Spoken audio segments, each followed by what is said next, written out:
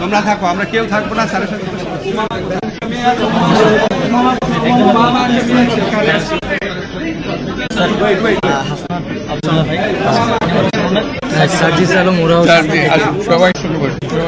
আপনাকে দেখে অনেক ভালো লাগছে। চলে যাও, চট্টগ্রাম বিশ্ববিদ্যালয় আমরা স্যার অফিসিয়ালি আপনাকে একটু স্বাগত জানাই। এদিক দিয়ে শুনুন,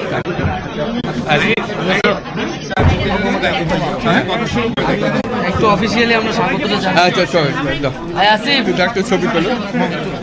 হ্যাঁ স্যার, ছবি স্যারকে ফ্লাওয়ারটা।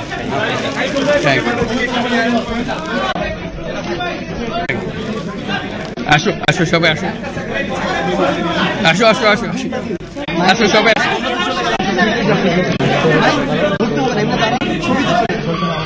হ্যাঁ তার কাছে আসো, সামনে আসো, সামনে আসো, আরে সামনে সামনে। একটু ভাই সোহেল ভাইকে করবেন sir. He is still injured in the violence. ফুলটা নামায় রাখো। আচ্ছা তুমি রাখো।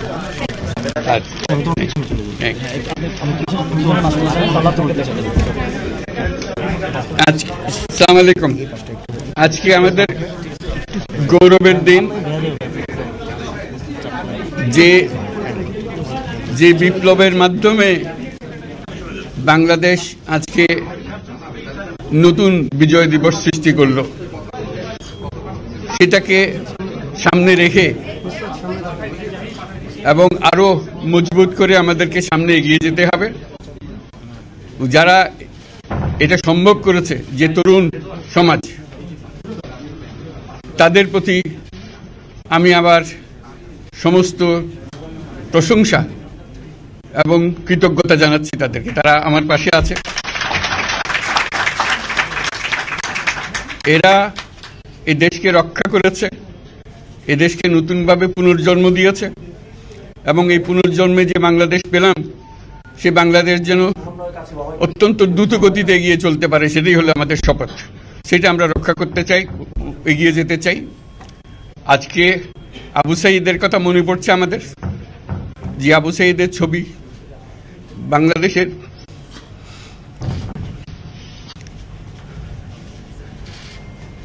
প্রতিটি মানুষের মনে গেঁথে আছে, এটা কেউ বলতে পারবে না। কি অবিশ্বাস্য একটা সাহসী যুবক,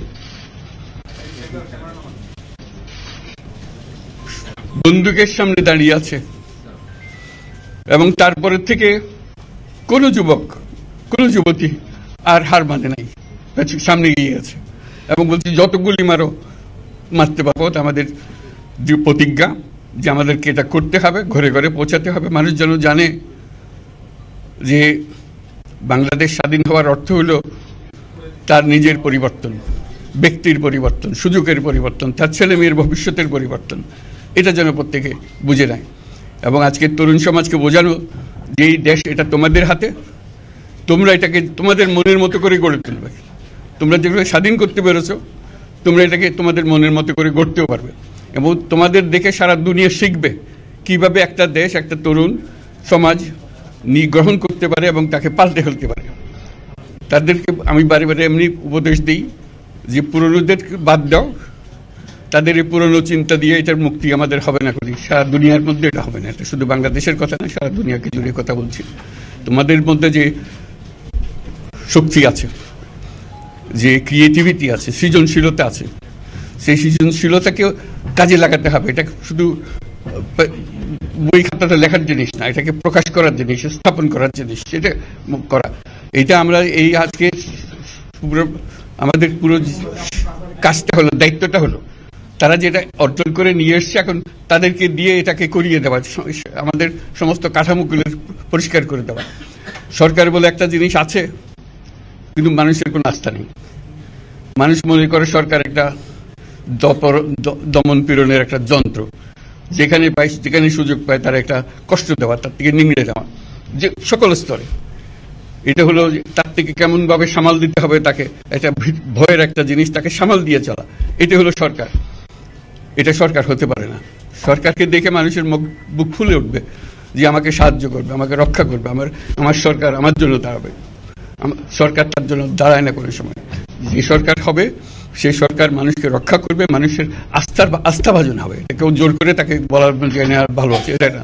সে নিজে নিজে বিশ্বাস করবে, সরকারি লোক দেখলে বলছে আমার লোক, আমাকে রক্ষা করার লোক। সেই আস্থাটা আমাদেরকে ফিরিয়ে আনতে হবে মানুষের মনে, তাহলে মানুষও যোগ দেবে এটাতে। মানুষ এখন পিছিয়ে থাকে যে কিসের মধ্যে আমাদেরকে ঢুকিয়ে দিচ্ছে। আমরা যেন জানতে পারি যে এইটা আমরা সবাই মিলে আমরা অগ্রসর হতে পারি। একটা বড়, সারা বাংলাদেশ একটা বড় পরিবার, এই পরিবার আমরা একসঙ্গে চলতে চাই এবং আমাদের মধ্যে দ্বিধা দ্বন্দ্ব যা কিছু সরিয়ে ফেলতে চাই।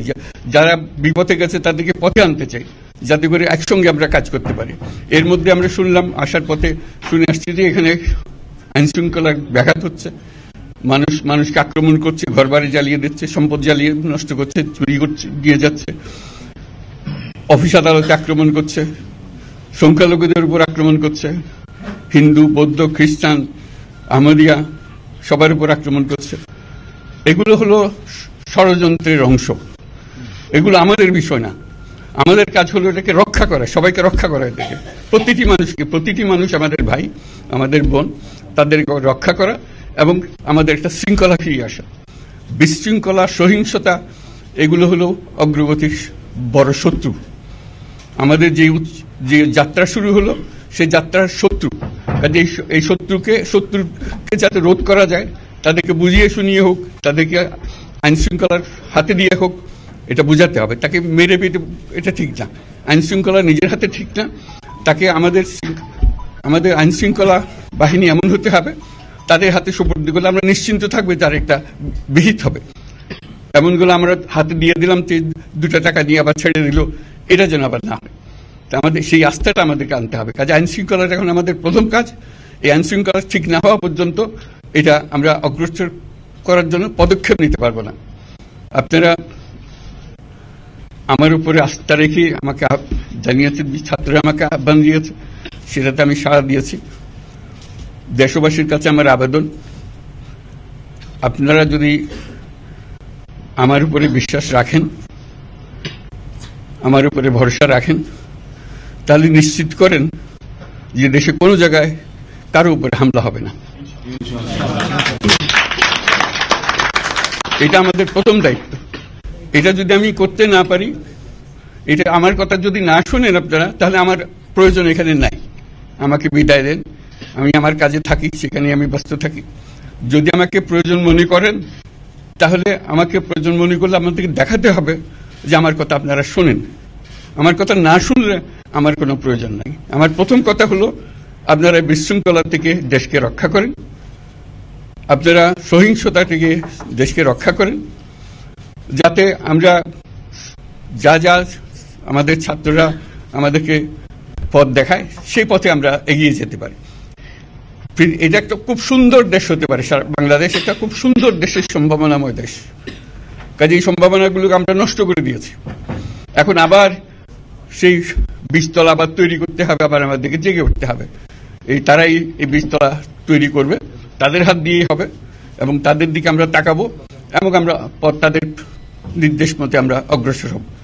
এখানে সরকারি কর্মকর্তা কর্মচারী যারা আছেন, সেনাবাহিনী